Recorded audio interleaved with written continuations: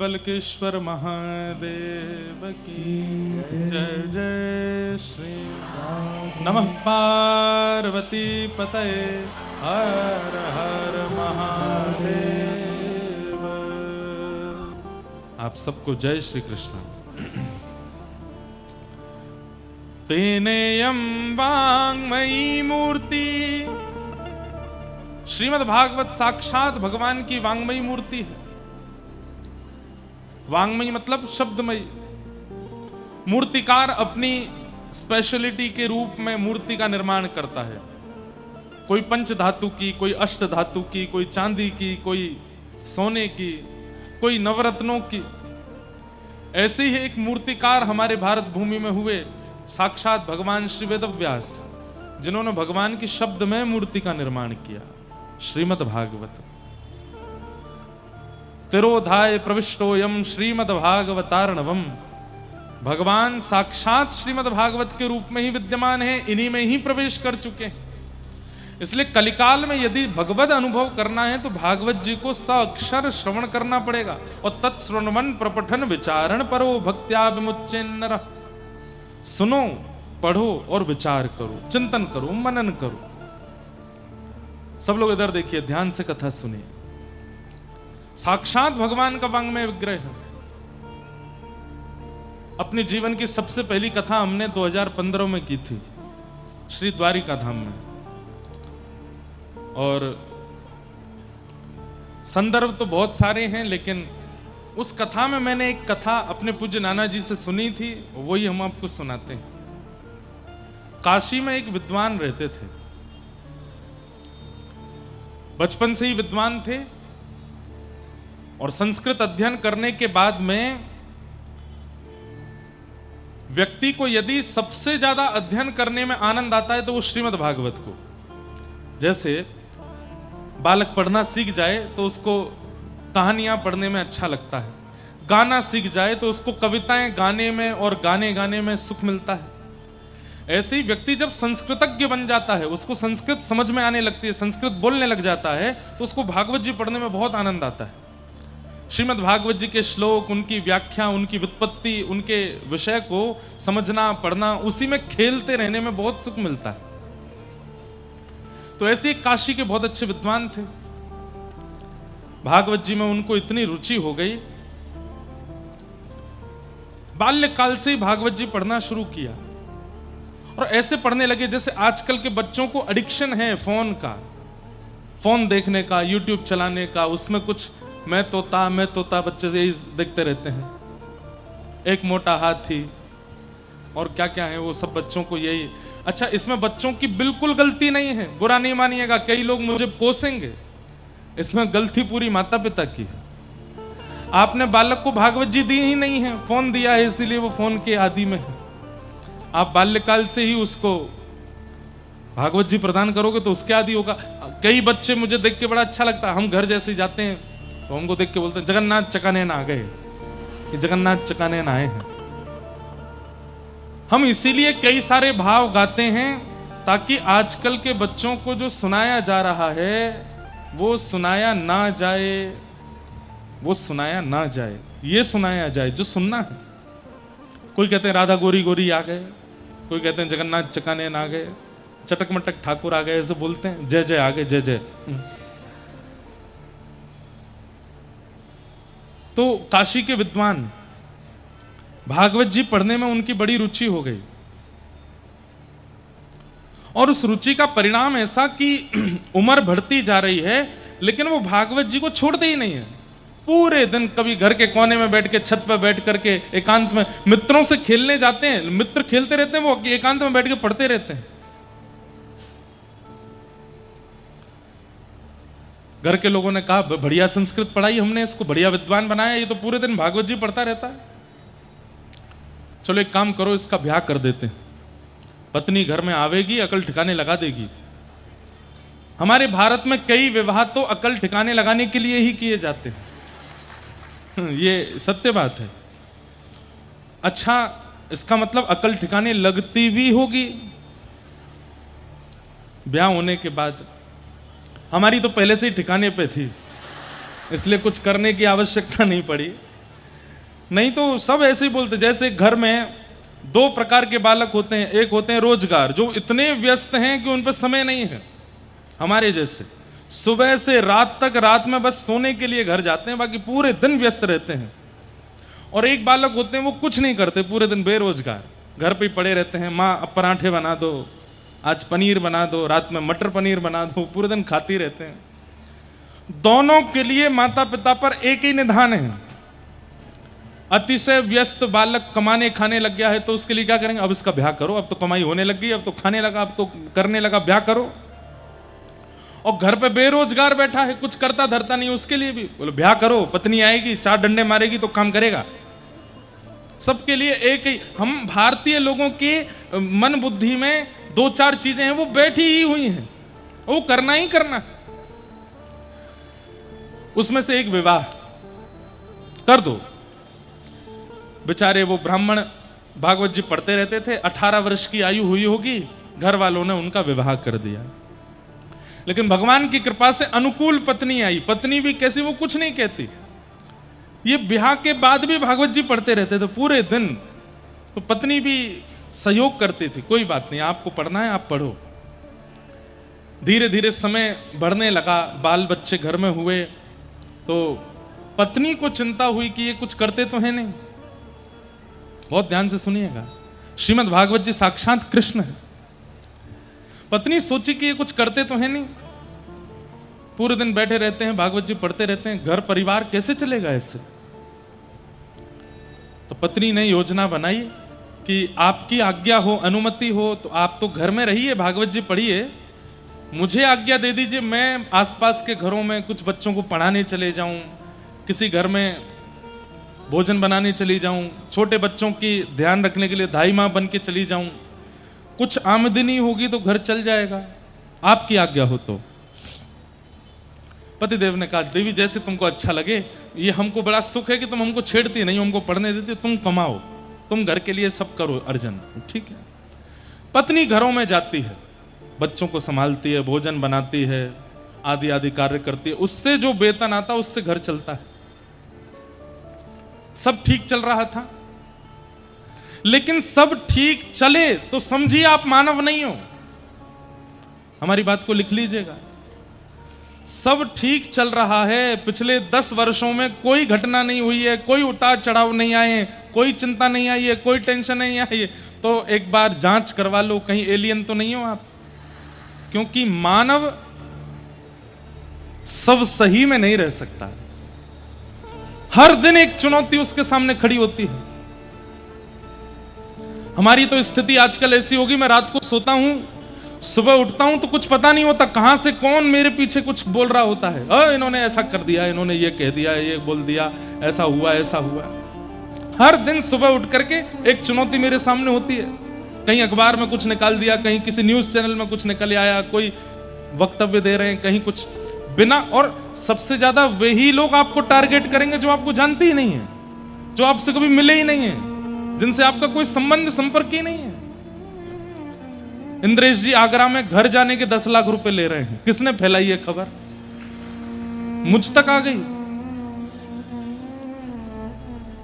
इतने तो भैया बड़े बड़े फिल्म सितारे भी नहीं लेते, मैं क्यों लूंगा? और किससे कहा ऐसा? जबरदस्ती कहने की बात, ये तो एक बहुत सामान्य सी बात है, इससे भी बड़े बड़ी चुनौतियां आती हैं, हर दिन एक चुनौती सामने आती है, तभी आप मानव हो। स्वामी विवेकानंद कहते हैं, एक दिन भी बिना चिंता के निकला है तो समझो तुमने कोई अपराध किया है, इसीलिए चिंता नहीं आई आज। लेकिन हर दिन इजी नहीं है लाइफ। घर वालों को संभालना है, मित्रों को संभालना है, अपनों को संभालना है, परायों को संभालना है, और स्वयं भी संभल करके चलना है। आजकल उल्टा हो गया है, चिंता आते ही व्यक्ति चिता देखने लगता है। चिंता आते ही उसको लगता है कि एक ही शॉर्टकट है, क्या? आत्महत्या कर लो। नहीं, आपको पता है दुनिया में सबसे बड़ा पाप यदि कोई है तो वो आत्महत्या। 2000 वर्ष के लिए प्रेत योनि में जाना पड़ता है जो व्यक्ति अपनी आत्महत्या कर लेता है। और प्रेत योनि का मतलब समझ रहे हैं? जिसको नरक में भी जगह नहीं मिलती उसको प्रेत बनाया जाता है। सोचिए कितना अभागा है, कितना दुर्भाग्यशाली है कि नरक में भी जगह नहीं मिल रही इसलिए प्रेत बनना पड़ा। और प्रेत योनि में इतना कष्ट होता है, इतना। ये पिक्चरों के भूत प्रेतों को देख के इंस्पायर मत हुआ करो, कितने सुखी हैं, उड़ करके कहीं भी पहुंच जाते हैं, कहीं भी बैठ जाते हैं। बहुत कष्टदायी होती है प्रेत योनि। तो मैं पूरी बात इसलिए कहने लगा कि हर दिन जीवन में चुनौती आती है और उस चुनौती का सामने करने वाला ही मानव कहलाता है। उस चुनौती से भागने वाला, शॉर्टकट अपनाने वाला, उससे निकल करके बचने वाला, वो मानव नहीं है। और मानव होगा लेकिन ठाकुर जी के लिए प्रिय नहीं होता। वो ठाकुर जी को वही प्रिय लेता है जो धनुष उठावे, बाण लगावे और जहां भगवान लेकर के चले, युद्ध करके महाभारत युद्ध को जीत जाए।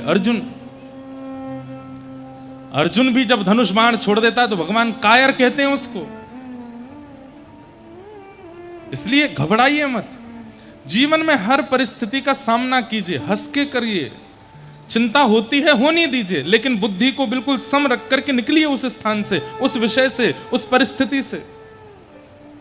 याद रखना, अगर आप गलत नहीं हो, आपका मन, आपके बुद्धि, आपके विचार गलत नहीं है, दुनिया आपको गलत बोल रही है, बिल्कुल चिंता मत करो। एक दिन आएगा, दुनिया को पता चलेगा कि आप गलत नहीं थे, आप सही थे, और वो सत्य स्वयं भगवान बताएंगे। आप चिंता मत करो। तो ब्राह्मण कुछ करते तो थे नहीं, पत्नी घरों में जाती थी, सब बढ़िया चल रहा था, लेकिन सब बढ़िया चलता नहीं है। एक दिन कुछ संतों का आगमन हुआ और वे संत जब घर में आए तो आकर के बोले, हमने सुना है काशी के अच्छे विद्वान ब्राह्मण का घर है, हम 5-7 मूर्ति हैं, कुछ प्रसाद मिलेगा।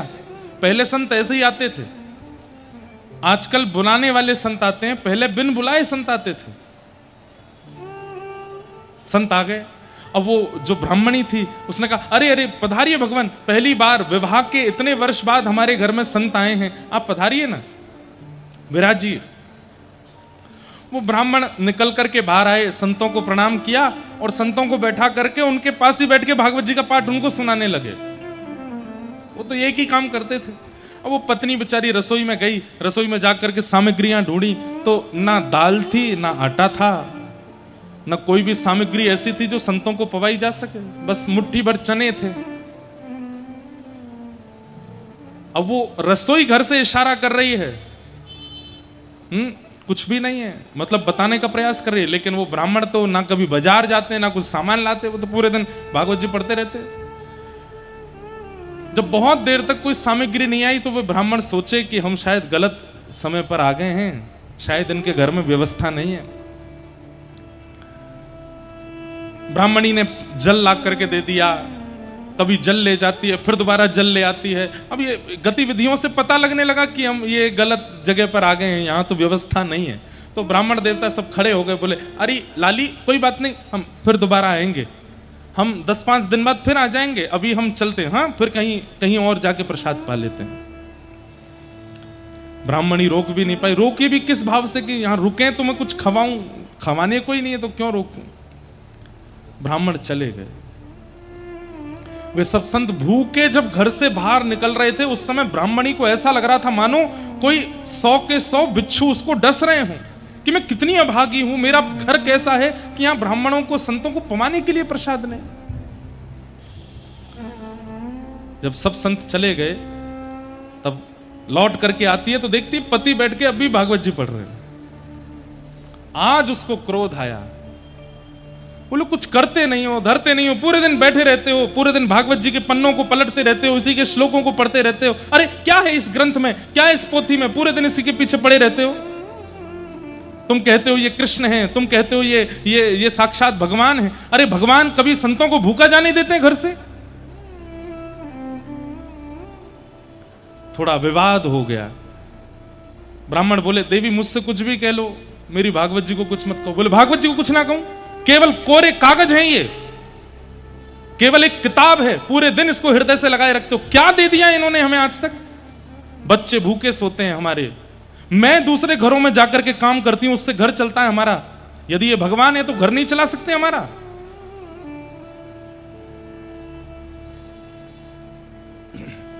देवी तुम ज्यादा निंदा करोगी तो मैं भागवत जी की निंदा नहीं सुन पाऊंगा, मैं घर छोड़ के चला जाऊंगा। बोले चले जाइए, आपके घर में रहने का कोई औचित्य भी नहीं है, ना घर चलाते हो, ना मेरा ध्यान रखते हो, ना बच्चों का ध्यान रखते हो। ऐसे ऐसे कौन से पति होते हैं, पूरे दिन भागवत जी में घुसे रहते हो, निकल जाओ घर से बाहर।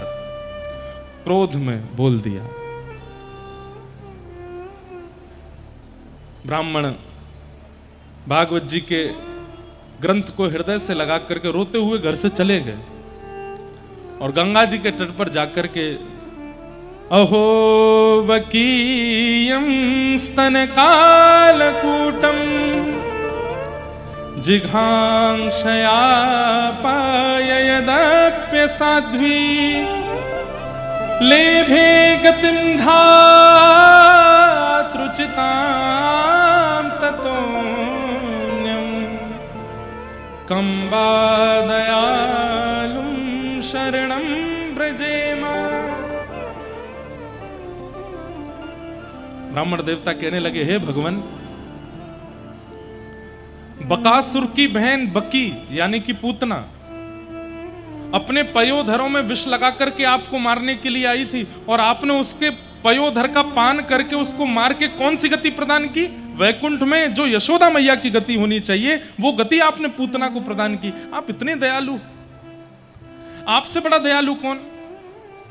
अरे हमें कोई अपशब्द कहने वाला आ जाए, हम उठा करके अपने पिता की गद्दी पर बैठाएंगे ना।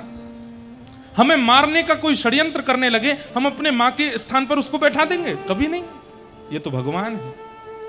पूतना कालकूट विष लगा करके पयोधर में पिलाने आई और भगवान ने उसको मार करके वैकुंठ में यशोदा मैया की गति पर बैठा दिया। कहते हैं कि जब पूतना आई थी तो भगवान ने अपने नेत्र बंद कर लिए। अनेक भाव बताए जाते हैं, उसमें एक भाव यह भी है कि भगवान नेत्र बंद करके वैकुंठ पहुंच गए और वैकुंठ में जाकर के सब वैकुंठ के लोगों से बोले तैयारी करो तैयारी करो। बोले क्या बात है? बोले कोई आने वाला है। अच्छा, सब लग गए जगह संभाल ले मैं। और जहां पर भी कोई भक्त वैकुंठ जाता है उसके लिए एक नियुक्त स्थान होता है, वो स्थान ठाकुर जी ही नियुक्त करते हैं।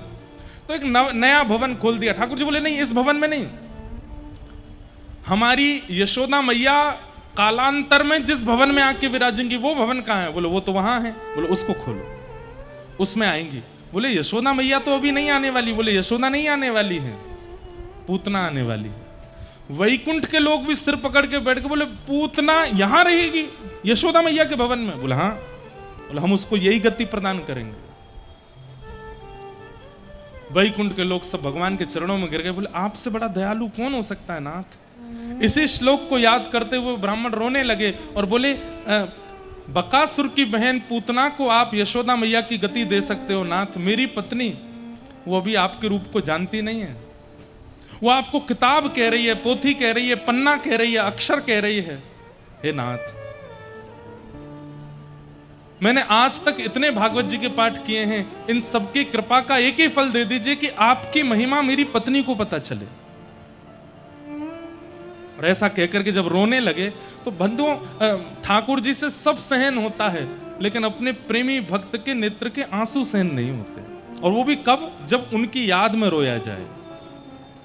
अपनी पीड़ा से रो रहा है, अपने विषाद से रो रहा है, अपनी दिक्कतों से रो रहा है, तब कोई बड़ी बात नहीं। लेकिन कोई उनको याद करके रो रहा, इसलिए रो रहा है कि मैं वृंदावन क्यों नहीं जा पा रहा, इसलिए रो रहा है कि मैं कथा में क्यों नहीं पहुंच पा रहा, इसलिए रो रहा है कि मैं अपने ठाकुर की सेवा क्यों नहीं कर पा रहा।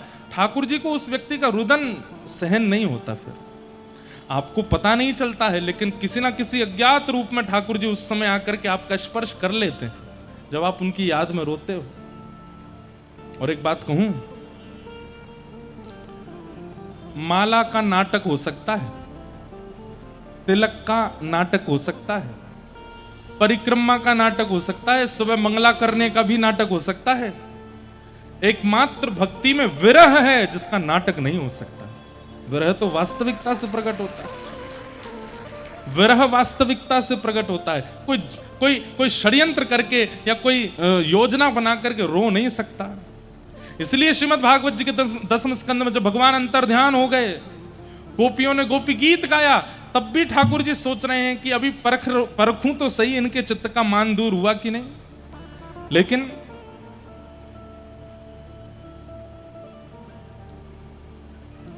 रुरुदुः स्वस्वरम राजन कृष्ण दर्शन लालसा।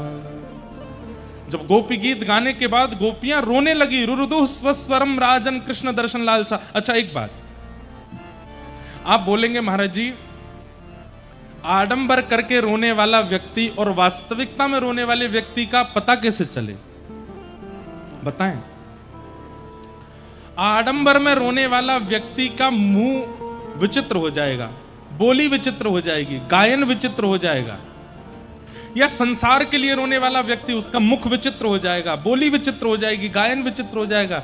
लेकिन कृष्ण विरह में रोने वाले व्यक्ति का सबसे पहला लक्षण, उसके नेत्र बंद हो जाएंगे। दूसरा लक्षण, चेहरे की आकृति नहीं बिगड़ेगी। और तीसरा लक्षण, यदि वो बोलेगा और गाएगा तो सामान्य से ज्यादा सुंदर लगेगा। ये कृष्ण विरह में रोने वाले का स्वरूप स्वयं शुकाचार्य जी कह रहे हैं। रुरुदुः स्वस्वरम राजन। स्वर में कौन रोता है भाई? सब बेसुरा रोते हैं, सब कंसुरा रोते हैं। लेकिन कृष्ण विरह में जब कोई रोता है तो स्वर में रोता है। वो बोलता है, गाता है तो स्वर ही प्रकट होता है। जब वे ब्राह्मण हृदय से भागवत जी लगा करके रुदन करने लगे, प्रबल प्रेम के पाले पढ़कर हरि को नियम बदलते देखा, अपना मान टले टल जाए पर भक्त का मान न टलते देखा। देख नहीं पाए ठाकुर जी। और काशी में सब लोग इधर देखो, एक छोटे से बटुक ब्राह्मण बनकर के ठाकुर जी प्रकट हो गए। सिर पर बढ़िया स्वाफा बांधा है, ऊंची धोती पहनी है, कमर में कौंधनी पहनी है, कौंधनी में छोटी छोटी घंटियां लगी हैं। और ये मदमस्त चाल, सांवरा सलोना स्वरूप है। और एक डलिया अपने सिर पर लेकर के छोटे से ठाकुर जी चल करके उस ब्राह्मण के घर पहुंचे और द्वार पर जाकर के गेट खटखटाने लगे। ब्राह्मणी ने आकर के द्वार खोला तो छोटा सा बालक, और बड़ा मधुर मधुर मधुर नयन, मधुर मुस्कान, मधुर उसके चाल ढाल स्वरूप, घुंघराले केश और सिर पर एक डलिया लिए खड़ा है। उस ब्राह्मणी ने पूछा, कौन हो लाला, कहां से आए हो? तो ठाकुर जी इशारा करके बोले, बोल नहीं सकते, गूंगे हैं। अच्छा गूंगे हो? कैसे पता चले कहां से आए हो? तो ठाकुर जी उसको इशारा बोले, कुछ लिखने के लिए दो।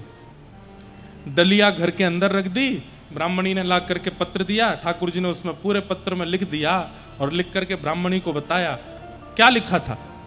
ब्राह्मणी पढ़ रही है, तुम्हारे पतिदेव बचपन से मेरे यहां नौकरी करते हैं और मेरे यहां नौकरी करने की आज तक वेतन नहीं लिया है।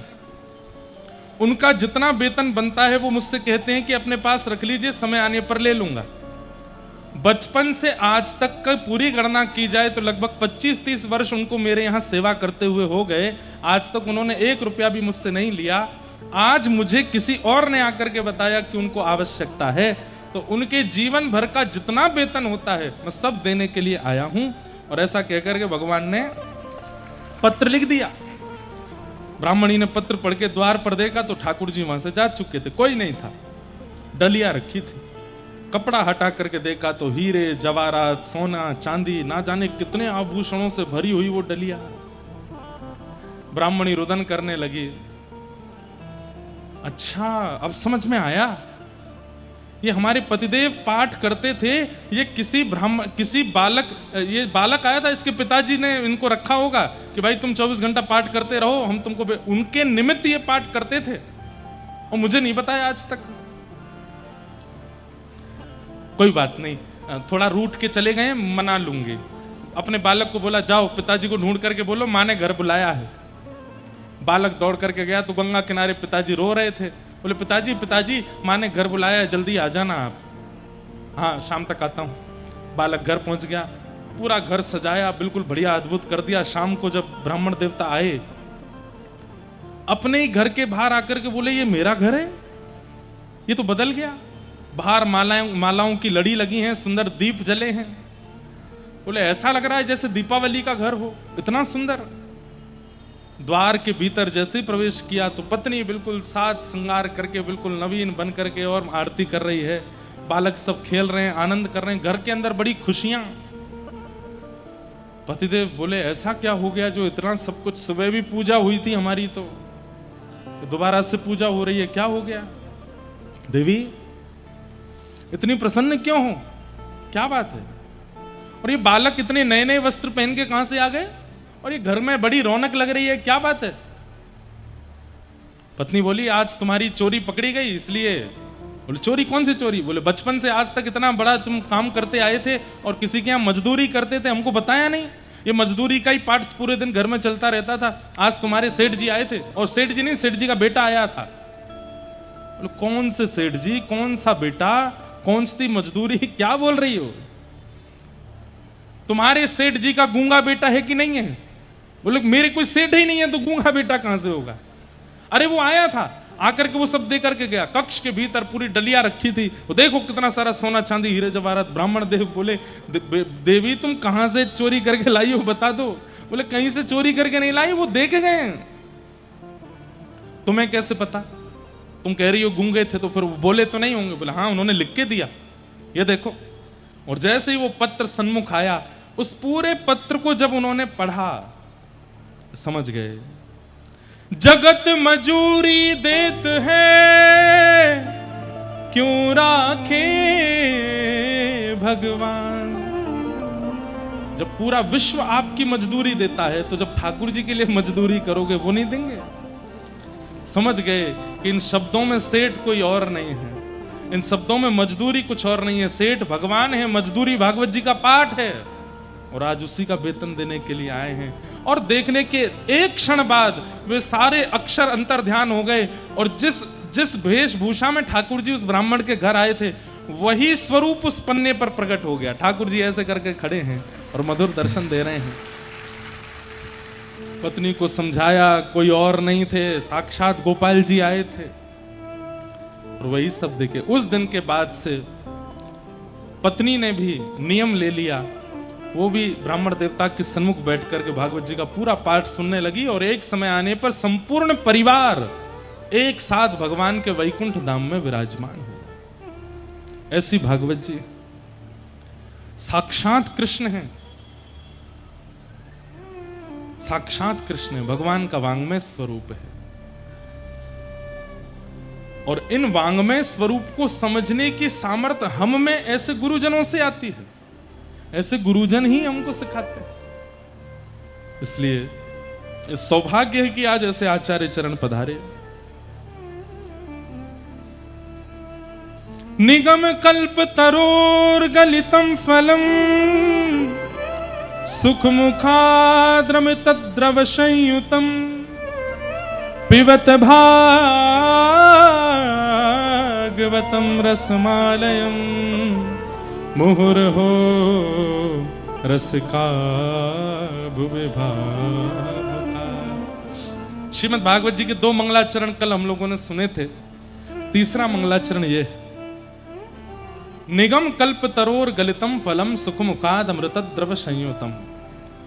निगम कहते हैं वेद को, वेद रूपी कल्प वृक्ष का पका हुआ फल है श्रीमद् भागवत। ऋग्वेद, यजुर्वेद, सामवेद, अथर्ववेद, ये जितने भी वेद के स्वरूप हैं उन वेदों का एक वृक्ष है, और उस वृक्ष का जो फल है वो श्रीमद् भागवत है। मतलब यदि आप भागवत जी का श्रवण करते हैं, भागवत जी का सेवन करते हैं, भागवत जी का निरुध्यासन करते हैं, तो आप समस्त वेदों का श्रवण कर रहे हो। सारे वेदों का सारम सारम समद्वितम, सबका सार भागवत जी में विद्यमान है, फल है। अच्छा एक बात, श्रीमद् भागवत जी को यहां कहा गया निगम कल्प तरोर गलितम फलम, फल। सब लोग ध्यान से सुनिए, इधर देखिए। महादेव पर आज तक जितना दूध चढ़ाया था, भगवान श्रीमन नारायण के लिए जितनी एकादशी व्रत किए थे, यमुना जी, गंगा जी, कावेरी आदि आदि नदियों में जितना स्नान किया, बद्रीनाथ, केदारनाथ, गंगोत्री, यमुनोत्री, जितनी भी तीर्थ यात्राएं आज तक आपने की, जो कुछ भी अपने जीवन में पुण्य कर्म किए हैं, उन सब के फल के रूप में श्रीमद् भागवत की कथा सुनने को मिल रही है। ये कथा सामान्य नहीं है। भागवत जी स्वयं फल हैं आपके पुण्य कर्मों का।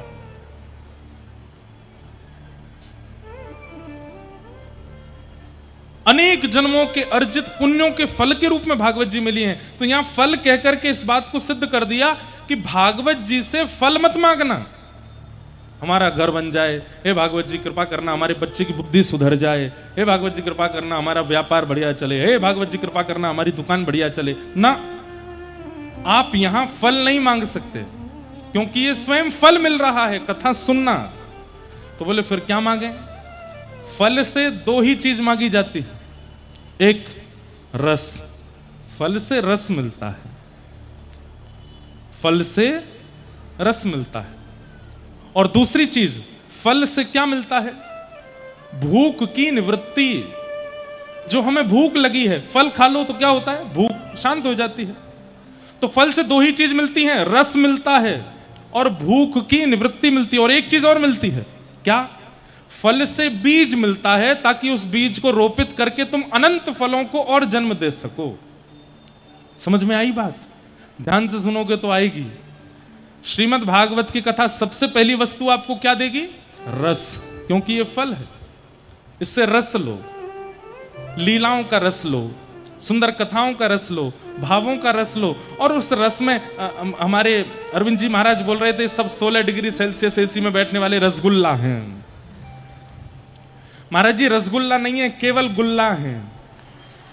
रस तो अब इनमें डाला जा रहा है केवल गुल्ला है। अच्छा, हमारे मथुरा वृंदावन के जो चाहे वैश्य हो, चाहे ब्राह्मण हो, चाहे क्षत्रिय हो, सब गुल्ला से ही हैं। वैसे भी गुल्ला जैसे ही हो गए हैं, और थोड़े थोड़े गुलाबी गुलाबी से और हो गए, तो गुलाबी गुल्ला गुलाब जामुन जैसे हैं। तो आप सब गुल्ला तो बन गए हो, लेकिन उस गुल्ला को रस दिलाने के लिए कथा में आ रहे हो। तो भागवत जी फल हैं, और फल से सबसे पहली वस्तु क्या मिलती है? रस। अरे जब कोई लीला प्रारंभ होती है तो नेत्र बंद हो जाता है, जब कोई कीर्तन प्रारंभ हो जाए तो भुजाएं खड़ी हो जाती हैं। वाग्गदगदा त्रवते यस्य चित्तम रुदत्य भिक्षणम हसति क्वचिच्च विलज्ज उद्गायत नृत्यते च मद्भक्ति युक्तो भुवनम पुनातु। जब किसी को रस मिलता है, इधर देखो, यहां देखो, यहां देखो, यहां देखो, और कहीं मत देखना। हम 4 घंटे केवल आपको अपने आप को दिखाने आते हैं। देख लीजिए, मत देखिए इधर उधर कहीं भी, नजर नहीं लगेगी हमको, खूब देख लो। हमारी माता जी खूब सारे नारायण कवच याद करके हमको भेजती हैं, कोई नजर वाली बात नहीं। आप लोगों को इधर उधर देखना ही नहीं, इधर देखो बस। 4 बजे से पहले पूरी दुनिया देखिए, 7:30 बजे के बाद पूरी दुनिया देखिए, 4 से 7:30 बस हमको देखिए, भागवत जी देखिए, यहां देखिए, बस और कहीं नहीं देखना। चाहे कुछ हो जाए, ये सारी आपकी परीक्षाएं होती हैं। बीच में फुब्बारे चलते हैं, कभी ये हेलीकॉप्टर उड़ जाता है, कभी कहीं से कुछ गिरने लगता है, ताकि आप लोगों का मन इधर उधर जावे। मत करो, ध्यान पूर्वक सुनो। फल से पहली वस्तु क्या मिलेगी? रस। भागवत जी रस देती है। अरे जब प्रसंग आएंगे ना ठाकुर जी की मधुर लीलाओं के, डूब जाओगे उसमें। रस। भागवत जी दूसरी वस्तु क्या देती हैं? फल क्या देता है? भूख की निवृत्ति। भूख शांत होती है। तो भूख क्या है? किसी को धन कमाने की भूख है, किसी को ऐश्वर्य पाने की भूख है, किसी को बहुत नाम कमाने की भूख है, किसी को किसी और के होने की भूख है, किसी को कुछ पाने की भूख है। सारी भूख समाप्त होती है यहां पर। 7 दिन तक अनवरत कथा सुनने वाले व्यक्ति की कोई भूख नहीं रह जाती। उसको यश नहीं चाहिए, फिर उसको कीर्ति नहीं चाहिए, फिर उसको क्रेडिट्स नहीं चाहिए, फिर उसको वो एक ही स्थिति में आ जाएगा, नाथ जो मेरे लिए उचित हो मुझे दे दो, मैं कुछ कामना नहीं करूंगा। क्यों? मैं तृप्त हो गया। भागवत जी तृप्त करती हैं, भूख को शांत करती हैं। हां, एक भूख रह जाती है, एक भूख अधूरी रह जाती है। कृष्ण को पाने की भूख रहती है, बस और कोई भूख नहीं रहेगी। बड़े बड़े ऐश्वर्य प्राप्त करने वाले लोग कथा कराते हैं, करोड़ों का टर्नओवर करने वाले लोग कथा सुनते हैं, और कथा सुनने के बाद उनकी स्थिति देखिए, रोते हुए आते हैं, बोल महाराज जी अब कुछ नहीं चाहिए, ऐसा लगता है हमने 60 साल बर्बाद कर दिए। अरे हमने कहा इतना बड़ा एम्पायर खड़ा कर दिया आपने, बोले ये सब व्यर्थ लग रहा है, ये लग रहा है असली वस्तु तो आज मिली जो 60 साल पहले मिलनी चाहिए थी। भूख निवृत्त करता है, जितनी भी भूख है संसार की उन सबसे निवृत्त कर देती है भागवत जी की कथा।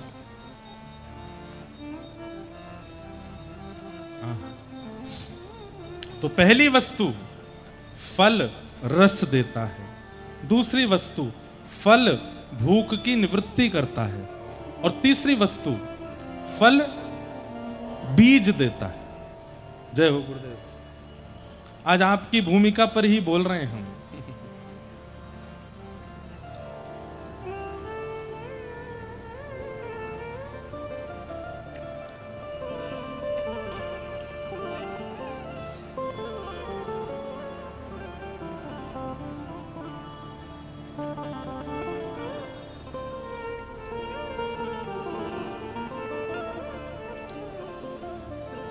बोलो वृंदावन बिहारी लाल की। तीसरी वस्तु क्या देते हैं? फल बीज देता है। बहुत गहरी बात है। बीज मिला है आपको, अब उस बीज को उचित मिट्टी देना, बीज को उचित जल देना, बीज को उचित सूर्य प्रकाश देना, और समय समय पर उस बीज के रोपण वृक्षारोपण की स्थिति देखते रहना, ये सब काम आपका है। तो श्रीमद् भागवत जी बीज दे देंगे आपको। अब उस बीज को रोपित करने के लिए हृदय को पहले उपजाऊ बनाना पड़ेगा। जैसे ही अपने हृदय को आप उपजाऊ बना दोगे तो कथा में जो शब्द सुने हैं, जो वाक्य सुना है, जो विषय सुना है, उस बीज को हृदय में जाकर के बो दीजिए। ध्यान से सुनिएगा। हृदय उपजाऊ कैसे बनता है? जिस दिन कृष्ण विरह में नेत्र सजल हो जाए, समझ जाना हृदय उपजाऊ हो गया है। और कृष्ण विरह में नेत्र सजल इतनी आसानी से नहीं होंगे। खूब रसिकों की कथा सुननी पड़ेगी, खूब घिसना पड़ेगा अपने आप को रसिकों के चरणों में, तब जाकर के वो भावना प्रकट होगी। उस समय क्या कीजिएगा? वक्ता के द्वारा दिए गए भागवत के किसी भी बीज को या अनंत बीजों को अपने हृदय में रोपित कर देना। केवल बीज बोने से काम नहीं चलेगा, फिर उसमें जल का सिंचन करो। मीराबाई कहती हैं, असुवन जल सींच सींच प्रेम बेलवे, असुवन जल सींच सींच प्रेम बेल बोई।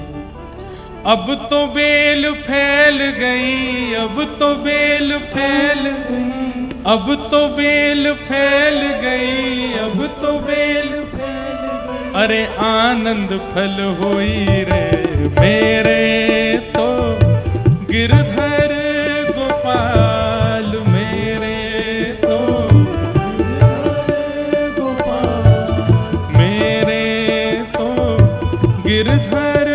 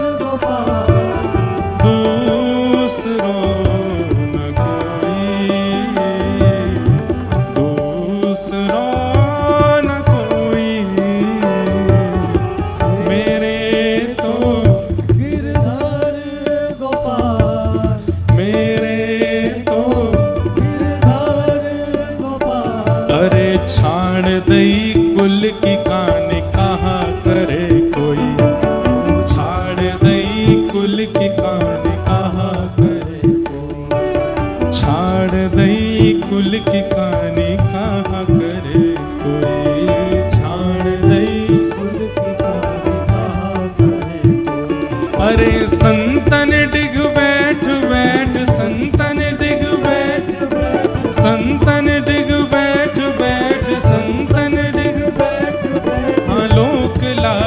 कोई रे, मेरे तो गिरधर गोपाल, मेरे तो गिरधर गोपाल, दूसरों न कोई, दूसरों न कोई, मेरे तो गिरधर गोपाल, मेरे तो गिरधर गोपाल। चुनरी के किए टूक ओढ़ लीनी लोई हो, चुनरी के किए टूक ओढ़ ली, चुनरी के किए टूक ओढ़ लीनी लोई हो, चुनरी के किए टूक ओढ़ ली कोई। मोती मूंग उतार दिए, मोती मूंग उतार, मोती मूंग उतार दिए, मोती मूंग उतार दिए, बनमाला पोई रे, मेरे तो गिरधर गोपाल, मेरे तो गिरधर गोपाल, दूसरों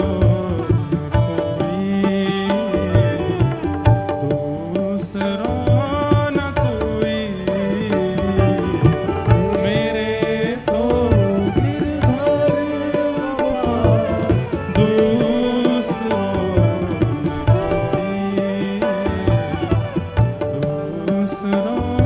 न कोई, मेरे तो, मेरे तो, मेरे तो गिरधर गोपाल। हृदय उपजाऊ हो गया तो उस उपजाऊ हृदय में कथा के सुने हुए उन भक्ति बीजों को पिरो दीजिए, और उन भक्ति बीजों को फिर असुवन जल सींच सींच प्रेम बेल बोई। जितना कृष्ण विरह में रुदन होगा, जितना भगवत विरह में रुदन होगा, उतना ज्यादा वह बीज जल्दी उपजाऊ होगा। लेकिन केवल बीज में जल डालते रहोगे और वो वृक्ष बन जाए तो काम नहीं चले, नहीं, बीच बीच में सूर्य की किरण भी उसको दिखानी पड़ती है। तो फिर सूर्य किरण क्या है? संत दर्शन, भगवत दर्शन, वैष्णव दर्शन, आचार्यों के दर्शन, हरिजनों के दर्शन। बीच बीच में योजना बना करके इन सब के दर्शन करते रहो, इन सब की वाणी सुनते रहो। उससे क्या होगा? वो सूर्य के प्रकाश की तरह उस बीज को प्रकाशित करेंगे, ताकि वो एक दिन पुष्पित, फलित और वृक्षित हो जाए। और फिर एक बात, बहुत अच्छा पौधा प्रकट हो जाए, उस पर पुष्प और फल लग जाते हैं, तो फिर एक और डर लगा रहता है कि कहीं कोई आके इनको तोड़ के ना ले जाए। कहीं कोई आकर के इनको तोड़ के ना ले जाए। तो फिर उसके लिए क्या करो? कांटे का एक बाड़ा बना दो चारों ओर, ताकि इसको कोई तोड़ ना सके। मन का रतन रख जतन से अनाड़ी, मन का रतन रख जतन से अनाड़ी, यहाँ आगे चोरों की बस्ती है भारी, यहाँ आगे चोरों की बस्ती है भारी। अरे आप कहोगे हमको कोई नहीं लूट पाएगा। अरे भैया सुन के जाओ, ज्ञानी लुटे, बड़े बड़े ज्ञानी लुटे हैं। गुमानी यहाँ पल में लुट जाए लाखों का डेरा, पग बढ़ा हो ना जाए दे। ये अभिमान तो कभी मत कर लेना, ये अभिमान तो कभी मत कर लेना कि मेरे जीवन में कोई व्यसन नहीं आएगा, मुझको कोई अपनी ओर वशीकृत नहीं कर सकता, मेरा मन कभी किसी पर नहीं जा सकता। राम राम राम, इसने कितना गलत किया, मैं कभी नहीं कर सकता ना। किसी को कोई भरोसा नहीं। कई बार उन लोगों से भी वो गलती हो जाती जिनसे कभी उम्मीद नहीं थी। ये ऐसा कर सकते हैं। इस संसार रूपी पिक्चर के स्क्रिप्ट राइटर हमारे वृंदावन के टेढ़ी टांग वाले हैं, और उन्होंने ऐसी स्क्रिप्ट लिखी है वो किसी को पता ही नहीं चल सकता कि कब कहां क्या हो जाए। बड़े बड़े योगी, बड़े बड़े व्यक्ति, बड़े बड़े साधु हिमालय पर हजारों वर्ष तपस्या करने के बाद भी फिसलते देखे हैं यहां पर। और अति नीच, अति अधम स्थिति में पड़े हुए भक्तों को भी जगन्नाथ जी के हृदय से लगा हुआ देखा है। हाँ? सदन कसाई क्या करता है? रोज मांस काट करके और लोगों में बांटता है, बेचता है, और मांस विक्रय करता है। ये तो उसका अधम पाप है ही। उससे भी बड़ा अधम पाप क्या है? उससे भी बड़ा अधम पाप क्या है? तराजू में मांस को जिससे तोलता है वो कोई पत्थर नहीं है, साक्षात शालिग्राम भगवान। शालिग्राम भगवान से मांस को तोल करके बेचता है। कथा सबने सुनी है। एक बार एक महात्मा निकले तो उन्होंने देख लिया कि ये तो शालिग्राम भगवान है। सदन कसाई से बोला, अरे ये जो तुमने जो रख रखे हैं कोई पत्थर नहीं है, कोई वाट नहीं है जो इससे तुम तोलते हो, ये साक्षात शालिग्राम भगवान है, इनको दे दो। डर के मारे शालिग्राम भगवान दे दिए। उनको लेकर के महात्मा चले गए। महात्मा ने जाकर के बढ़िया पंचामृत अभिषेक किया, चांदी के सिंहासन पर बिठाया। रात में ठाकुर जी स्वप्न में आके रोने लगे। महात्मा बोले, क्या हो गया? बोले, मुझे वापस सदन के पास ही छोड़ के आओ, मुझे तो वहीं आनंद आ रहा है। समझ रहे हैं? बड़े बड़े योगी, बड़े बड़े जपी, बड़े बड़े तपस्वी, बड़े बड़े त्यागी, बड़े बड़े वैरागी, उनको ठाकुर जी मिल नहीं रहे हैं। और कहां वो अधम स्थिति का जो मांस विक्रय करने वाला सदन कसाई, उसके लिए जाने के लिए ठाकुर जी रो रहे हैं, मुझे उसी के पास जाना है। इसलिए ये अभिमान कभी मत कीजिएगा कि मैं बहुत नियम से रहता हूं, मैं बहुत संयम से रहता हूं, मैं बड़े शास्त्रों का अनुमूलन करता हूं, मैं जो है बड़ी गुरु आज्ञा और वैष्णव संत आज्ञा में रहता हूं, मेरे ऊपर कोई प्रभाव नहीं होगा ना। कहीं भी कुछ भी हो सकता है। एक छेद भी यदि होगा ना तो उस छेद में पूरा मूषल प्रवेश कर सकता है। आप में एक छिद्र भी यदि दिख गया है संसार के कलयुग को, उस छिद्र से मूषल प्रवेश कर देगा भीतर। इसलिए यह अभिमान मत करना कि मुझे कुछ नहीं होगा ना, कुछ भी हो सकता है।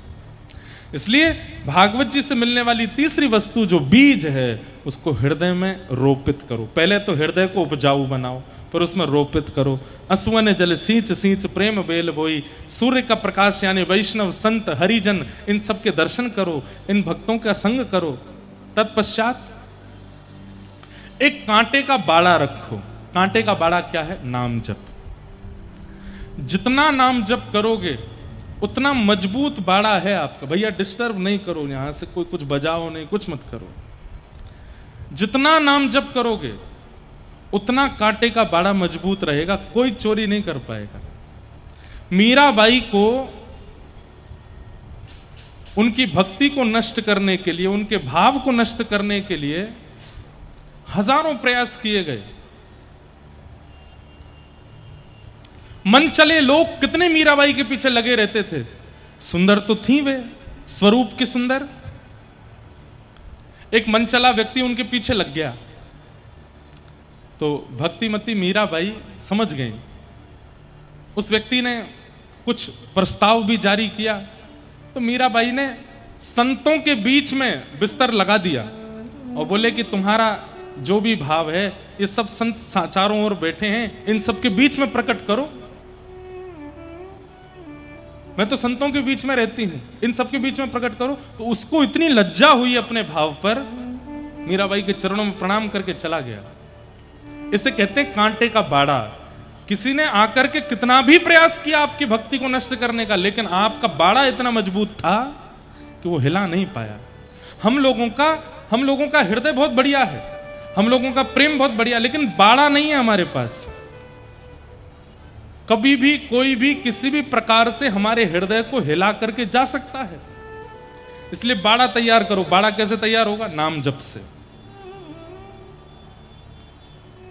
अच्छा, आप कहोगे महाराज जी अब हृदय में जो बीज बोए थे वो पुष्पित हो गए, फलित हो गए, बाड़े चारों तरफ लगा दिया, किसी को उसकी चोरी करने नहीं दी। एक दिन क्या हुआ? एक दिन श्याम सुंदर निकले और निकले हुए श्याम सुंदर के मन में भाव आया, आज मुंह को कोई ने पुष्प की माला नहीं पहनाई, कहीं बढ़िया कोई बगीचा हो तो वहां से पुष्प चयन करके माला तैयार करके गले में पहनूंगा। और भ्रमण करते करते ठाकुर जी ने देखा, अरे बड़ी बढ़िया सुगंधी आ रही है, ये कहां से आ रही है? ओ, ये आगरा को कोई भक्त है, वाके चित्त में एक सुंदर पुष्प प्रकट भयो है, एक वृक्ष है, वहां में बहुत सारे पुष्प लगे हैं, वाकी सुगंधी है, सोई ठाकुर जी हृदय में आ जाएंगे। अच्छा, श्री कृष्ण कैसे हैं? जिनके उपस्थित होते ही सारे बंधन खुल जाते हैं। वसुदेव जी महाराज जब मथुरा से गोकुल लेकर के आए थे, तो जैसे ही हाथ में ठाकुर जी ली, हथकड़ियां खुल गई, बेड़ियां खुल गई, सारे ताले खुल गए। तो मतलब आप कितना भी कठिन बाड़ा लगा दो कि भीतर कोई प्रवेश ना कर सके, लेकिन कृष्ण के आने के बाद कांटे भी पुष्प हो जाएंगे। तब वही ठाकुर जी आपके हृदय में प्रवेश करेंगे, आपके हृदय में लगे हुए सुंदर सुंदर पुष्पों का चयन करेंगे, एक पुष्प कान पे लगाएंगे, एक पुष्प की माला पहनाएंगे, एक पुष्प के बाजूबंद बनाएंगे, एक पुष्प को भीतर यहाँ हाथ पे पहनेंगे, कुछ पुष्पों को चरणों में पहनेंगे और पहन करके निकल जाएंगे। आपको थोड़ी देर का संयोग मिलेगा और उसके बाद वियोग होगा, रुदन करोगे, हे नाथ कहां चले गए, अभी तो आए थे आप। प्रतीक्षा करना, जाने दो, थोड़ी देर बाद फिर आएंगे। अब क्यों आएंगे? भूख लगी है भूख लगी है, तब कहां आएंगे? उसी वृक्ष के पास आएंगे जिसमें फल लगा था। आकर के उस वृक्ष का चयन करेंगे और फिर आकर के जब वृक्ष से फल तोड़ करके खाने लगे, आपका जीवन सफल हो गया, आपका जीवन कृतार्थ हो गया। मेरी आज्ञा से, मैं वैसे आज्ञा देता नहीं, आज घर जाके ना इतने विषय को दोबारा सुनिएगा और बार बार सुनिएगा और गहराई में जाके समझने का प्रयास कीजिएगा कि व्यासपीठ से बोला क्या था इन्होंने। बहुत बड़ी बात नहीं कह रहा हूं, लेकिन संपूर्ण 7 दिन की कथा का सार पिछले 10 मिनट में बता दिया है हमने। अगर इसका पालन कर लिया, भगवत अनुभव हो जाएगा। तो भागवत जी से 3 वस्तु मिलेंगी: रस, भूख की निवृत्ति और अनंत फलों को प्रकट करने के बीज। अगर उस बीज को रोपित करके वृक्ष में फलित और पुष्पित कर दिया, उसका सेवन कोई और नहीं करेगा, स्वयं ठाकुर जी करेंगे, आएंगे। आप कहेंगे किसके लिए किया? ध्रुव जी का किया, प्रहलाद जी का किया, सहजो बाई का किया, सक्कू बाई का किया, कृष्णदास का किया, कुम्भन दास का किया।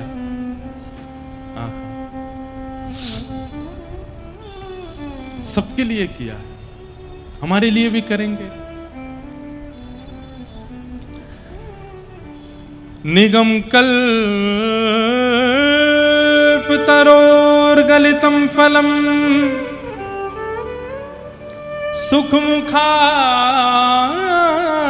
सुखमुखादमृतद्रव संयुतम् पिबत भागवतं रसमालयम् मुहुर्हो रसिका भुवि भावुका। कितना सुंदर श्लोक है।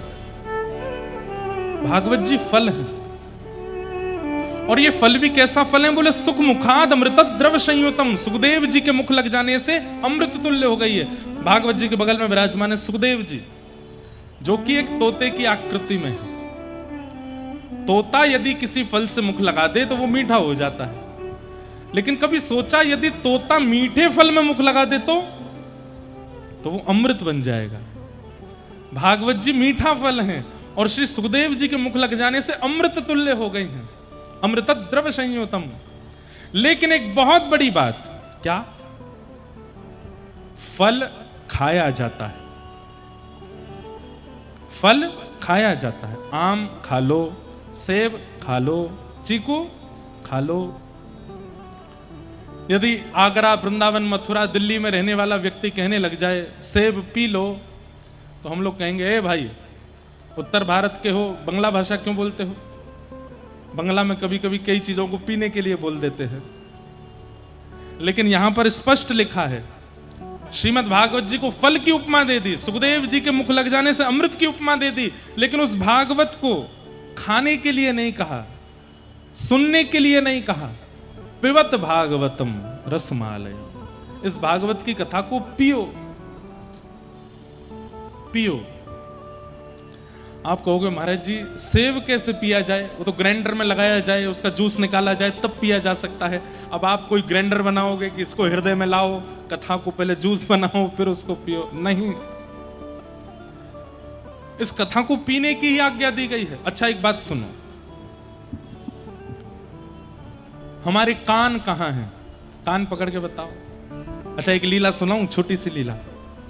जब लाला 1.5 वर्ष के हो गए तो यशोदा मैया लाला को पढ़ावे कभी कभी, लाला जे आंख हैं तो ठाकुर जी आंख पकड़े, लाला जे नाक है, जे हाँ भैया, लाला जे जीव है, जे होठ हैं, जे हाथ हैं, जे पैर हैं, जे कान हैं, जे केश हैं, जे वस्त्र हैं, ऐसे ठाकुर जी को याद कराती है मैया। छोटे छोटे बच्चे जब थोड़े थोड़े बड़े हो जाते हैं तो माताएं आजकल बोलती आइस दिखाओ, आइस दिखाओ, आइस कहाँ है?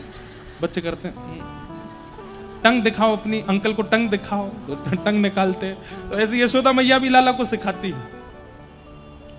और जब ठाकुर जी और चलते फिरते मैया पूछती रहती लाला तेरे हाथ कहाँ हैं? तो कभी कभी ठाकुर जी पैर पकड़ लेते, अरे ना लाला दारी के जे पाम है, जे हाथ। अच्छा मैया जे हाथ। जब ठाकुर जी सीख गए तो यशोदा मैया बोली अब मेरो लाला सीख गयो। तो जैसे बालक सीख जाते, माओं की इच्छा रहती है अब सबको पता चले। तो मैया ने एक दिन सब ब्रज की गोपी बुला ली, बोले मेरो लाला सब जान गए हो, तुम कोई भी अंग पूछ लो वही अंग बताए दे। अच्छा, चारों तरफ गोपियां बैठी हैं, बीच में छोटे से गोपाल जी बैठे हैं और कोई गोपी पूछे लाला तेरी आंख कहाँ है? छोटे से गोपाल जी ऐसे ऐसे करें, सब ताली बजा, अरे लाला पता चल गई आंख कहाँ है। अच्छा लाला तेरे पाम कहाँ है? सो ठाकुर जी अपने पाम पकड़े, ये रहे मेरे पाम। अच्छा लाला तेरी उंगली कहाँ है? सो ठाकुर जी ऐसे ऐसे करें उंगली। लाला तेरी नाक कहाँ है? सो ठाकुर जी ऐसे करें नाक। अच्छा लाला की जीभ कहाँ है? सो ठाकुर जी अपनी जीभ निकाल दें। एक चतुर गोपी बैठी, वहां ने मन में सोची मैं ठाकुर जी से कहूंगी लाला तेरे कान कहाँ हैं, और जैसे ही लाला अपने कान पकड़ेगो सो ही हम कहेंगे अच्छा लाला हमने क्षमा किया, तू कान मत पकड़े। लेकिन ठाकुर जी तो सब जानते हैं। तेने ब्रह्म हृदय आदि कवये मुह्यन्ति यत् सूरयः। ठाकुर जी तो सबके हृदय की जानते हैं। तो एक गोपी बड़ी चतुर बैठी थी और उसने कही सब पूछ लें उसके बाद मैं कान पूछूंगी, और जैसे ही लाला कान पकड़ेगो सो ही मैं दोनों हाथ से क्षमा कर दूंगी, और लाला क्षमा किया कान मत पकड़े। तो वो गोपी अंत में बोली लाला तेरे कान कहाँ हैं? सो ठाकुर जी उसकी ओर देखें, बता बता लाला कान कहाँ है, कान कहाँ है? यशोदा मैया दूर से लाला मैंने तुमको बताई ना कान कहाँ है, कान कान कहाँ है, कान ऐसे करके इशारों कर रही हैं। लेकिन ठाकुर जी तो वाकई मन की जाने। सोई ठाकुर जी उठे। अब वो गोपी बोली लाला को तो पता ही ना है वाकई कान का। अरे यशोदा मैया तुम्हारा लाला ना जाने कान कहाँ है। ठाकुर जी वही गोपी के पास गए और वही के कान पकड़ के बोले ये रहे कान। मैं अपने क्यों पकड़ूं, मैं अपने कान क्यों पकड़ूं? और वाके कान पकड़ करके बातें बोले चल तो कुछ क्षमा कियो। ऐसे ठाकुर जी मधुर मधुर लीला करें, इसीलिए तो मधुराधिपते अखिलम मधुरा। तो कान कहां हैं आप सबके? चलो क्षमा कियो कोई बात नहीं। तो ये कान है। श्रीमद् भागवत के 2 स्कंद में एक बहुत सुंदर श्लोक है। 2 स्कंद में कहते हैं कि हमारे कानों की आकृति कैसी है कि पिबंत ये भगवत आत्मनः सता कथामृतम श्रवणपुटेषु संभृतम पुनन्ति ते विषय विदूषिताशयम् ब्रजन्ति तच्चरण सरोरुहान्तिकम्।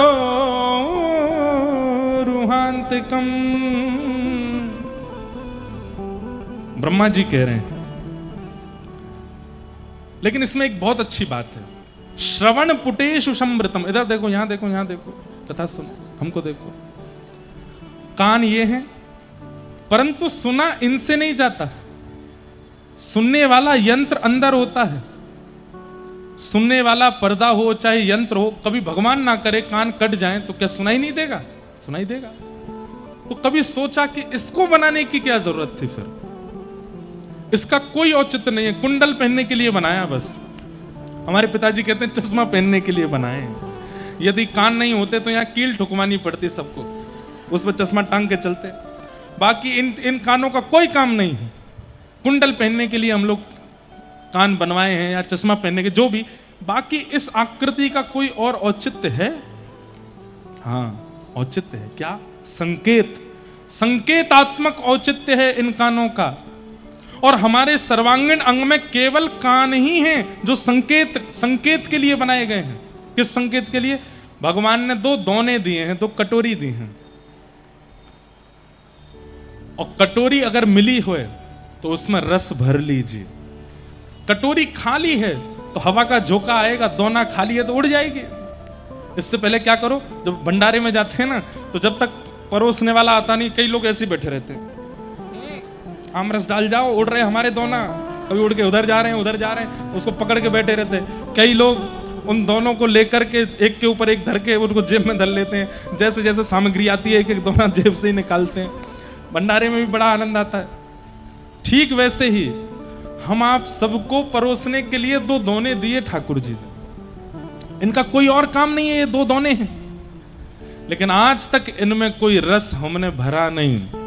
एक दिन आएगा जोर का झोंका, उड़ा ले जाएगा हमको। वो झोंका आवे उससे पहले पहले क्या करो? बोले कृष्ण राम रस से इन दोनों को भर लीजिए। और इन दोनों को भर के पिबत भागवतम रसमालयम मोहर हो रसिका भुवि भावुका। भागवत की कथा को पियो, खूब पियो। भागवत जी पीने की आज्ञा दी गई। पिबत भागवतम का अर्थ क्या है? कि सुनी हुई कथा वो तुरंत जीवन में उतरने लगे। क्योंकि पीते ही पीने वाली वस्तु असर करने लगती है। पानी पी लो तो तराई हो जाती है पेट में, जूस पी लो तराई हो जाती है, और उस जूस की जो पौष्टिकता होती है वो भी प्राप्त होती है। दूध पी लो तो जो भी आपके अंदर कमी, कैल्शियम आदि सब मिल जाता है। उल्टा चलो, मदिरा पी लो, पीते ही सिर घूमने लगे, नशा हो जाए।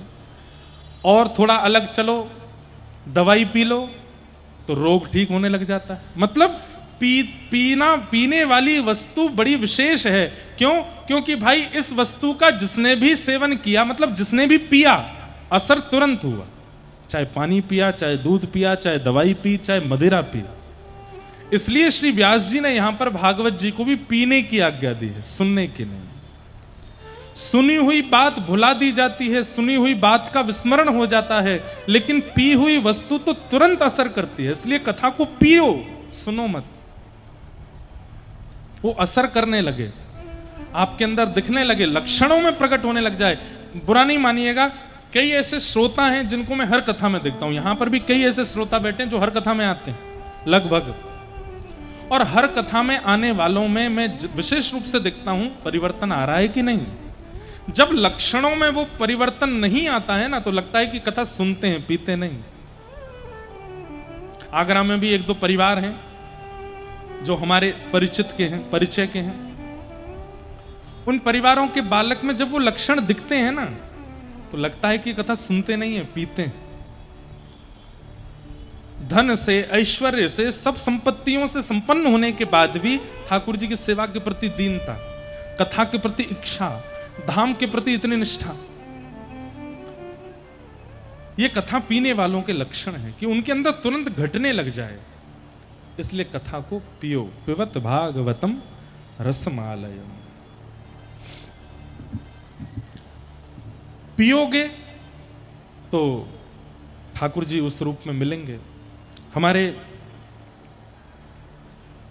व्रजमंडल में कई ऐसे महापुरुष हैं जो कथा सुनते नहीं है, कथा को पीते हैं। कोई भी घटना होती है, कोई भी क्रिया होती है, कोई भी व्यवस्था होती है, उसमें तुरंत उनके मन में यह भाव आ जाता है कि नहीं नहीं, ये आचार्यों ने कथा में मना किया है, या ये आचार्यों ने कथा में इसको करने के लिए कहा है, या हमें करना है, नहीं कर। कथा से ही उनका आकलन हो जाता है करने ना करने का। पिबत भागवतम रसमालय। कथा को पियो। आपको क्या लगता है गीता भगवान ने केवल अर्जुन को सुनाई थी? ना, बहुत लोग सुन रहे थे, लेकिन सब सुन रहे थे, अर्जुन पी रहा था, इसलिए अर्जुन जीत गया, बाकी के सब हार गए।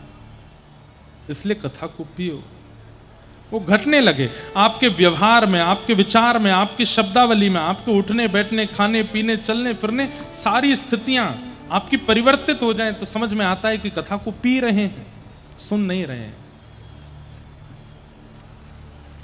मीराबाई के यहां पर एक जोशी जी नाम के ब्राह्मण थे जो कथा सुनाने के लिए जाते थे। छोटी सी थी मीराबाई, 4 साढ़े 4 साल की, और उनके दादाजी राव दूधा, उन्होंने एक जोशी जी को कह रखा था कि आप जब जब मेड़ता आते हैं तो कथा सुनाने आया कीजिए।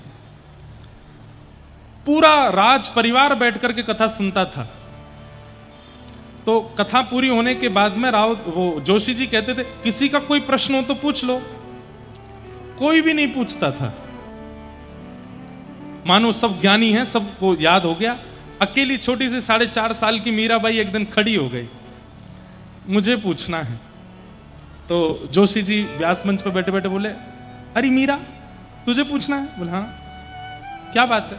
तो जो ग्रंथ है मीराबाई के चरित्र का, उसमें लिखा है कि जोशी जी ध्यान नहीं दे रहे थे मीराबाई क्या बोल रही है। बोले छोटी सी लाली है, क्या बोलेगी? अपनी पोथी समेटने लगे। हाँ हाँ मीराबाई बताओ क्या बात है, क्या पूछना है? मतलब जैसे ज्यादा कंसर्न नहीं था उनकी तरफ। और मीराबाई क्या पूछती हैं?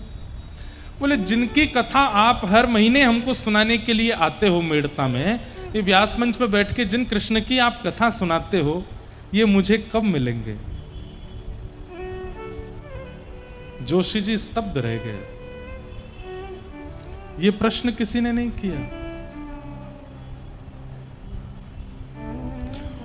जोशी जी उसकी ओर देखे, पूरा परिवार हंस रहा, राजवंश परिवार सब हंस रहे हैं। राव दूधा जी सिर्फ हाँ, मीरा मिलेंगे ना, क्यों नहीं मिलेंगे? और मिलते क्यों नहीं? मिल गए ना। नहीं नहीं दादा, मैं मजाक में नहीं कह रही हूं, ये रोज कथा सुनाते हैं और इनकी कथा सुन के मुझको उनकी बड़ी याद आती है, पर वो मिलते नहीं है, इसलिए मैं पूछ रही हूं वो कब मिलेंगे। तो जोशी जी व्यासपीठ पर ही बैठे बैठे मीराबाई को बुलाते हैं, इधर आओ, और भागवत जी की माला लेकर के मीराबाई के गले में पहना के कहते हैं, तुझे मिलेंगे कि नहीं ये मुझे नहीं पता, पर तेरे कारण बहुतों को मिलेंगे, ये मैं कह सकता हूं। पिबत भागवतम रसमालयम, कथा रस को हम लोग सुनते हैं, पीते नहीं। इसका मतलब एक प्रमाण तो मिल गया मीरा चरित्र से कि कथा रस को पीने वाला वो व्याकुल हो जाएगा ठाकुर जी की प्राप्ति के लिए। अभी हम व्याकुल नहीं है। व्याकुलता बहुत चीजों की है, ठाकुर जी की नहीं है। धन की व्याकुलता है, कमाना है कमाना है कमाना है, तो सुबह 4 बजे उठते हैं। कमाना है तो धूप में भागते हैं। कमाना है तो लाखों खर्च करके फ्लाइट पकड़ के विदेश जाते हैं। कमाना है तो वहां से बिजनेस स्टार्टअप करते हैं। उसके लिए व्याकुल हैं हम। व्याकुल हैं तो प्रियतम प्रियतमा को प्राप्त करने के लिए सबसे लड़ जाता है, लेकिन व्याकुलता ठाकुर जी की प्राप्ति की नहीं है। और वो व्याकुलता कथा रस पीने से ही आएगी। इसको पियो। पिबत भागवतम रसमालयम मोहर हो। और कितना पियो? बोले मोहर हो रसिका भुवि भाव का, पीते रहो पीते रहो पीते रहो। आगरा में सुन ली, 6 तारीख को कथा पूरी हो गई तो तृप्त यदि हो गए, 6 तारीख को अगर आप तृप्त हो गए तो आपने कथा पी नहीं। वैसे कोई होता नहीं है, 1-2 लोगों को छोड़ के। कथा जब विश्राम होके जाती है ना, बहुत लोग रोते हैं, बोले कि अभी तो ऐसा लगा कि शुरू ही हुआ था, खत्म भी होगा, विश्राम हो गया। अतृप्ति बनी रहे तो समझो कथा पी है। 7 तारीख से वृंदावन में कथा है, पहुंच गए वृंदावन और महाराज जी मन नहीं लग रहा था, हुआ यही सुनेंगे। 40 मिनट रोज आप ड्राइव करके आए, अब हम आएंगे वृंदावन। अतृप्ति बनी हुई है। अतृप्ति इस बात का प्रमाण है कि आपने कथा को पिया है। और फिर 7 दिन वहां सुनने के बाद भी व्याकुल बैठे, बोले अब कहें कहाँ हमें और सुनना है। अगली कथा में फिर पहुंच गए। और केवल हमारी में नहीं, इतने वक्ता हैं भागवत के जिनकी कथा से कृष्ण प्रिय लगते हो, उनकी कथा सुना करो। जिनकी कथा से व्यक्ति प्रिय लगता हो, बोलने वाला प्रिय लगता हो, उनकी कथा मत सुनना। जिनकी कथा से कृष्ण प्रिय लगते हो, जिनकी कथा से धाम प्रिय लगता हो, जिनकी कथा से नाम प्रिय लगता हो, जिनकी कथा सुनने के बाद ठाकुर जी प्रिय लगते हो, उनकी कथा सुनो। पिबत भागवतम रसमाल, मोहर हो, पीते रहो। और दोनों के लिए कहा गया रसिका भूवि भावुका। रसिका मतलब जो पहले से सुनते आए हैं वो और सुनो, और भावुक जो नए नए श्रोता बने वो भी सुनो, सब सुनो। इस प्रकार भागवत जी के 3 मंगलाचरण कहे गए। 88,000 सौनकादि ऋषि नैमिषारण्य क्षेत्र में बैठे हैं और श्री सूत जी महाराज उनके प्रश्नों का उत्तर दे रहे हैं। 6 प्रश्न किए। किम श्रेय शास्त्र सारः क स्वावतार प्रयोजनम किम कर्म के अवतारश्च धर्मः कम शरणम गतः। 6 प्रश्न किए और श्री सूत जी महाराज उत्तर देते हुए अब कहना प्रारंभ करते। स वै पुंसां परो धर्मो यतो भक्ति अदोक्षजे अहैतुक्य प्रतिहता ययात्मा संप्रसीदति। बहुत सुंदर बात। यहां पर परम धर्म का निरूपण किया। सब लोग ध्यान से सुनिएगा। धर्म और परम धर्म, इन दोनों में अंतर क्या है? सुबह उठ करके मंदिर जाते हैं, धर्म है। शंकर जी पर जल चढ़ाते हैं, धर्म है। हनुमान चालीसा का पाठ करते हैं, धर्म है। हनुमान जी को चोला चढ़ाते हैं, धर्म है। माता पिता को प्रणाम करते हैं, धर्म है। अपने कारोबार के लिए निकलते हैं, पढ़ाई के लिए निकलते हैं, जॉब के लिए निकलते हैं, बिजनेस के लिए निकलते हैं, सब धर्म है। तो फिर परम धर्म क्या है? तो परम धर्म के लिए यहां लिखा गया सवै पुंसाम परो धर्मो। सभी प्राणी मात्र का परम धर्म क्या है? बोले यतो भक्तिर अदोक्षजे। अदोक्षज भगवान की प्रेम लक्षणा भक्ति करना। सुबह उठ करके मंदिर में जाते हैं, लाइट ऑन करके ठाकुर जी को स्नान ध्यान करा के भोग लगा के चले जाते हैं, धर्म है। पर सुबह उठते हैं, मंदिर में जाने से पहले बाहर दरवाजा नॉक करते हैं, भीतर धीमे से प्रवेश करते हैं, लाइट नहीं जलाते, दिया जलाते हैं, धीमे धीमे कोई पद गाते हैं, हाथ में इत्र लगाते हैं, ठाकुर जी की रजाई के भीतर हाथ देख करके ठाकुर जी के चरण दबाते हैं, और कोई पद गा करके उठते पट दूध पियो, उठते ही ठाकुर जी को दूध पिलाते हैं, लड्डू खिलाते हैं। लाला उठ गए, थोड़ी देर आंख मीड़ लो, आंख मीड़ देते हैं, फिर वस्त्र पहनाते हैं, उसके बाद आरती करते हैं। ये परम धर्म है। अब दोनों में अंतर क्या है? वहां केवल नियम का पालन किया जा रहा है कि सुबह 6 बजे उठना है, लाइट जलानी है, ठाकुर जी उठाने, आरती करनी, भोग धरना, जाना है। और यहां प्रेम का पालन किया जा रहा है। लाला हैं, सीधे लाइट जलाएंगे तो आंखों पे चौंधा पड़ेगा। कोई घर का बालक सो रहा हो, सीधे उसके कमरे की लाइट जलाओ दोगे, मम्मी क्या बात है, सीधे जो खोल देती हो, धीमे से आया करो। प्रेम में उसकी गतिविधि का ध्यान रखा जाता है। कई माताएं मुझे याद आ गई, पता नहीं कहां से, हमारे परिवार की एक माता जी, वो सीधे अपने बालकों को गाली देते हुए ही उठाती है। अरे उठ जा निपुते, उठ जा पड़ो भयो है, अरे सूर्य देवता चिंगाड़ रहे हैं आकाश में, तो उठ जा, नेक दर्शन दे दे बाहर निकल के। वो बालक कहते अरे माँ क्या आप सुबह सुबह भी प्रेम से तो बोला करो। और कई बालकों की माताएं वो जाती हैं, धीमे धीमे जाएंगी, पायल की भी आवाज नहीं आवे, बालक को पता नहीं चले, धीमे से जाएंगी, फिर रजाई के बाहर से ही चरण दबाएंगी धीरे धीरे। लाला राजकुमार, अरे मेरो प्राण प्यारो उठ जा, देख चल स्कूल को समय है गयो, लाला उठ जा। नहीं माँ मुझे नहीं जाना। अरे जाएगा नहीं तो पढ़ेगा कैसे, और पढ़ेगा नहीं तो फिर रिक्शा चलाना पड़ेगा, उठ जा। तो 2 तरीके हैं ना, भक्त दोनों हैं, मां दोनों हैं, पर एक मां केवल कर्तव्य का पालन करती है, बालक को उठाना है भेजना है, पर एक मां प्रेम का पालन करती है। तो जो केवल कर्तव्यनिष्ठ हैं वो धार्मिक हैं, लेकिन जो प्रेमनिष्ठ हैं वो परम धार्मिक हैं। अरे दूध भी सीधा परोस नहीं देते हैं, दूध में भी इलायची डाल के लाएंगे। अभी गर्मी चल रही है, गरम गरम दूध नहीं पिलाएंगे, थोड़ा ठंडा दूध कर लेंगे, दूध को फेंट फेंट के ठंडा कर लेंगे, थोड़ा पीने लायक हो जाए, उसको थोड़ा अपने अंग पे डाल के देंगे, नहीं गर्म नहीं है, अब लेकर के जाएंगे चांदी के गिलास में दूध करके फिर उठा, मतलब एक विधा है उठा ठाकुर जी को सेवा करने की। अब श्री जगन्नाथपुरी में सुबह सुबह ठाकुर जी के सन्मुख बड़े बड़े शीशा रख दिए जाते हैं, और शीशा रख करके जब शीशा में ठाकुर जी दिखने लगते हैं तो शीशा पे ही पानी डालते हैं, ना लिए जय जय स्नान है क्यों, शीशा में ही स्नान हो गया। अब ये भी तो एक प्रेम लक्षण है कि हम सीधे लाला है छोटो है, रोज रोज नमावेंगे तो जुकाम है जाएगा, तो ठाकुर जी के प्रतिबिंब को स्नान करा देते हैं। पर आप लोग मत करना ऐसा, महाराज जी बता के गए थे। वैसे इतनी गर्मी हो रही है अब तो 2-2 3-3 बार लोग नहा लेते हैं, पर कई सर्दियों में कहीं ऐसा करो शीशा पे जाके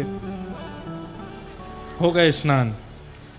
जगन्नाथ जी भी तो ऐसे ही नहाते हैं, हम भी ऐसे नहा के चले जाएंगे? नहीं, ऐसा नहीं करना। सीधी बात, हम क्या समझाना चाहते हैं? केवल भक्ति करने वाला धार्मिक है, नियम का पालन करने वाला धार्मिक है। अरे महाराज, जनवरी दिसंबर का महीना कड़ाके की कोहरे पड़ रहे हैं और सुबह सुबह 5 बजे घर के बड़े बूढ़े ओम नमः शिवाय, ओम नमः शिवाय, ओम नमः शिवाय, ठंडा ठंडा जल टोंटी का भर करके ले गए, शंकर जी बजा के चढ़ा दिया, और जा करके महाराज हाथों में 5-5 चूड़ियां पहनी है, उसी से शंकर जी मल दिए और शंकर जी पे ऊपर। अच्छा एक बात, पंचामृत अभिषेक जो लोग कराते हैं, दूध डालिए, घी डालिए, शहद डालिए, दही डालिए, फिर जब शक्कर की बारी आती है उसमें ये चीनी मत डाला कीजिए, या तो बूरा का प्रयोग करो, या वास्तविक खांड की शक्कर ठाकुर जी को लगना नहीं चाहिए। मैं भी कहीं कभी कभी जाता हूं तो शक्कर होती है ना, वो चीनी होती है, तो मैं कहता हूं एक ही दे दीजिए, मुझे पूरी मत नहीं चढ़ानी। बोले ये तो विधान है। मैंने कहा इसका विधान नहीं है। अरे विचार तो करो, उनके भी आंख नाक मुंह है।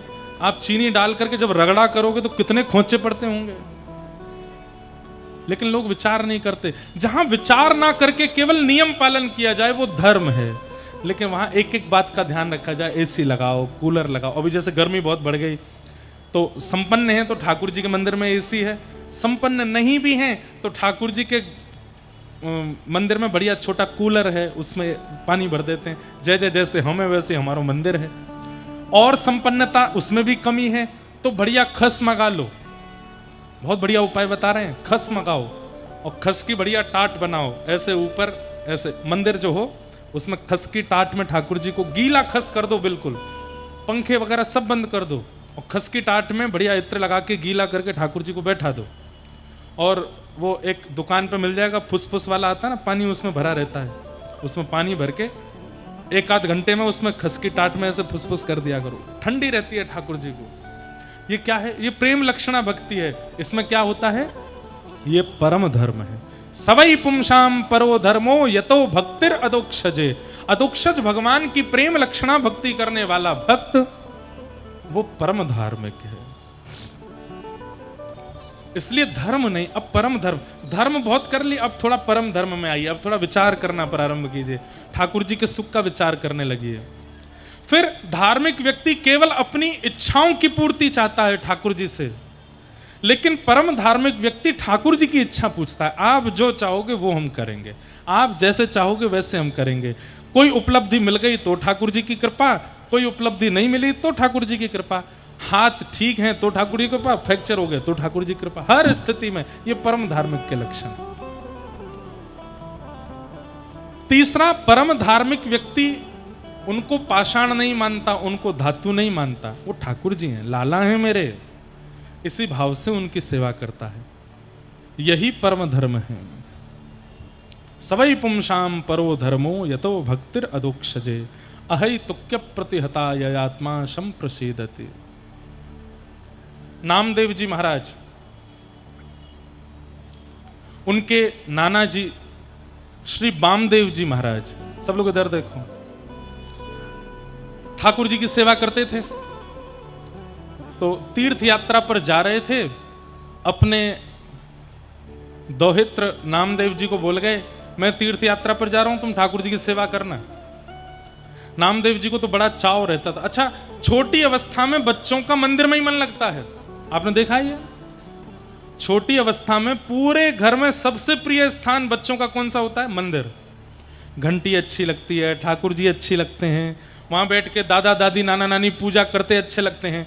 घर के बड़े लोग सब सो रहे हैं उल्टे पड़े बिस्तरों पर, बच्चे कहाँ हैं? नानी नाना की गोद में बैठ के ठाकुर जी की सेवा करवा रहे हैं, अभिषेक करवा रहे हैं, घंटी बजा रहे हैं, आरती में ताली बजा रहे हैं। अधिकतर बालक अपने अपने हाथों की गतिविधि में सबसे पहले ताली बजाना सीखता है। अधिकतर बालक उससे घर के नाम बुलवाओ, घर की स्टोरी कुछ नहीं बोलो, भगवान नाम बुलवाओ, तुरंत बोलने लग जाता है।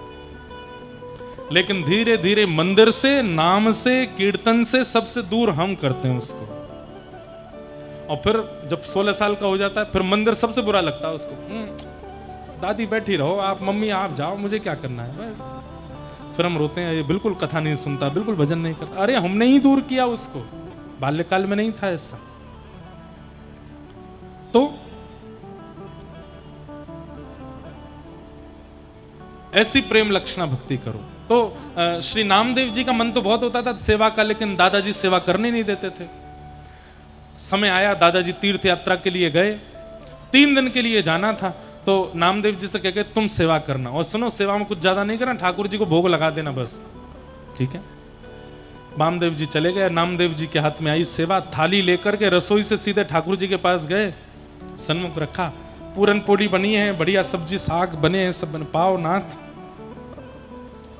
ठाकुर जी खड़े हैं, पांडुरंग विठल भगवान। नामदेव जी बोले जय जय पाओ, ठाकुर जी खड़े हैं। इतनी देर हो गई, आप पाते क्यों नहीं है? पाइए ना नाथ, पाइए पाइए। रोने लगे, नहीं पा रहे हैं ठाकुर जी।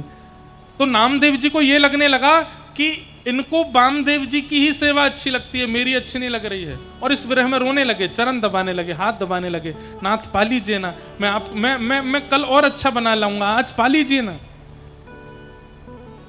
ठाकुर जी जब नहीं पाए तो श्री नामदेव जी छोटे से छुरी लेकर के आ गए, और छुरी ला करके अपनी गर्दन पर रखी, बोले या तो पाओ नहीं तो गला काट लूंगा अपना। इतने में ही ठाकुर जी प्रकट हो गए, छुरी पकड़ी, बोले 2 घंटे में प्रकट होता हूं क्या मैं? 2 साल तपस्या करनी पड़ती है तब जाकर के प्रकट होता हूं। नामदेव जी बोले अब हो गए हो तो प्रसाद पालो, पालो। ठाकुर जी प्रकट हो गए। विठल भगवान बोले बड़ा विचित्र भक्त है। इसी कलिकाल में 2 घंटे में भगवान प्रकट हो गए नामदेव जी के लिए। प्रसाद पाए।